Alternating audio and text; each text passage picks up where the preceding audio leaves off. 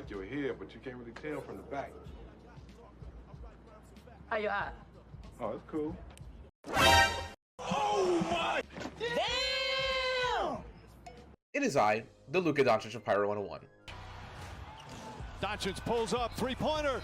Bang! Bang! It's good! Doncic wins the game at the buzzer! Huge disclaimers before we continue. For this video, I do not intend to talk about story changes or new worlds. I will leave that to another video. What I do want to discuss, however, are quality of life changes that can keep players playing Pirate after a long update does drop in the foreseeable future. Obviously, this goes without saying, but of course I don't expect or demand anything I say in this video be implemented by KI. I'm just some nobody YouTuber player. Alright, these are just ideas bounced around by players from the Pirate101 Discord, as well as some ideas I think would aid in keeping players active. For games to succeed in the long term, the core player base needs to continuously play. Also, this will be a 4-part series, with this video addressing some of the core problems of the game with small changes to make the quality of life better. I also plan for some of the solutions to these issues be resolved by in-game playing and not through microtransactions. Now with all that out of the way, let's discuss. Companion viability. This issue really starts to occur around the end of Cool Ranch, where certain companions start to receive less and less epic talents compared to others. For example, if you play as a Buccaneer and choose to not use Crown's companions, your choices are really limited. It's pretty much Peter Quint, Ratbeard, Barnabas, and maybe Bonnie Ann and El Toro. Playing a Buck essentially requires you to purchase some type of Crown's companion, whether it be Goranado, Yultrog, Temujin, or even a Lucky Pack companion. The simple change to this comes from the user, Newt, who suggests that every companion receives more epic talents. This simple addition would allow so many more companions be viable and make things like farming or questing much more fresh and different. Personally, I would love to use Frogovila or the Weasel Gambler, who have just been collecting pet snacks for a decade now, rather than alongside me in battle. I even stopped getting companions on my other pirates because it's just a waste of time to do the side quests. Not to mention, and I could be wrong on this, Miracle Mitch was designed because players were using the same companions for everything, and it was meant to be a counteract to using the same 3 to 5 companions every single fight. I will say that KI has started to update some companions such as Nurse Quinn to be viable, giving her a clear identity as a healer and a protector. Oh, suck my... Oh, blow my... As well as giving other companions a free guaranteed hit, and plan to do so with others such as Bat Masterson, which is awesome. But it doesn't need to be as complex as that. A simple 2 to 3 extra epics and a guaranteed critical strike is enough for them to be at least somewhat usable. This update would also persuade players to purchase the companions they don't receive from sides via the Crown Shop. Ever since Nurse Quinn got updated, I've seen players on the Pirate101 Discord talking about purchasing Nurse Quinn even if they weren't a swashbuckler. It's a win-win for everyone. Number 2, the pet system. As one of the few pieces of side content in Pirate, I think objectively the pet system is very flawed in its design.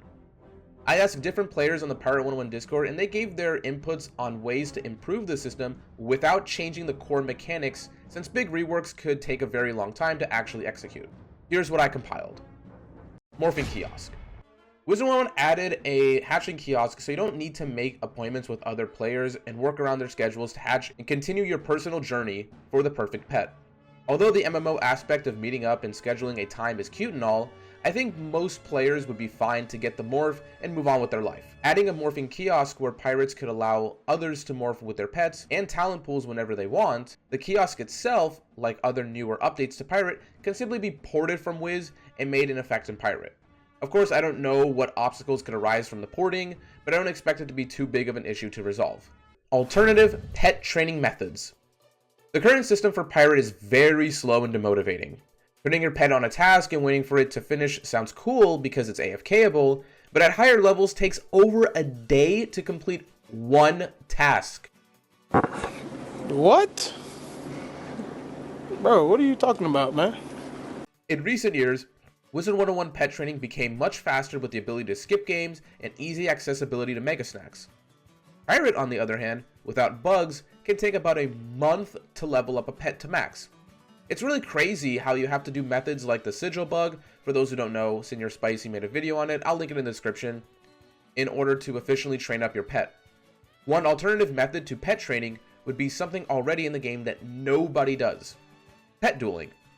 DCS Duel Master is out here begging for someone to interact with him. Old School RuneScape did something similar to this idea. In OSRS, one common grind players would have to do is collect spicy stews, which grant temporary level ups for players. It's random as to what stew and how much dosage you receive, so it made it very inefficient for players to have to farm for them. A quality of life change to this grind was to add a demi-boss rat that your pet could battle, and defeating the giant rat automatically gave you the stew of your choice and a full dosage, making the grind much faster, but if you are careless, you lose your pet. Pet dueling could be an alternative to pet training. Pet dueling could be as simple as fighting mobs, and the more you defeat, the more XP you gain, or as complex as completing pet dungeons with other players and creating specific pets with their own specific talents, powers meant to do the gauntlets, and receiving things like XP grants for other pets or strong mega snacks. It's an unexplored concept that could be very successful if executed properly. Number 3, the melee combat system. It goes without saying, if you choose to farm for gear or gold, you hate farming with swashbucklers and buccaneers. The animations take too long, and AoE is 10 times more efficient. It's funny because the lost animations for buccaneers in the Croc update actually made them viable as a class. I think there should be an option similar to fast combat where you could skip the animations during combat. This ability to skip animations could be hidden behind another big update, which I will talk about in the next video. I will reiterate this point that I don't demand anything I discussed previously to be inserted the next update, or any update for that matter. But to have discussions and hearing what other players have to say about how to improve the game could go a long way. If the YouTuber So Wrecked never made a video talking about reviving an older version of RuneScape 11 years ago, Old School RuneScape may have never been created, and a lot of dedicated players would have permanently left. Fans created mods of the popular PlayStation 2 game Dragon Ball Z Budokai Tenkaichi 3, and the attention caught the eye of Spike Chunsoft, resulting in the new game Dragon Ball Z Sparking Zero, which is meant to be the 4th version of the Tenkaichi series. If we as a community don't speak up, change may never be added. My personal belief is that although new worlds and a level cap is great and all, the quality of life improvements are what keep players active after they finish the story. If you enjoy the content, please like the video, and I'll see you guys next time. There's the ball, down by 2. There's the switch. Gobert is out there. Doncic maneuvers for the lead.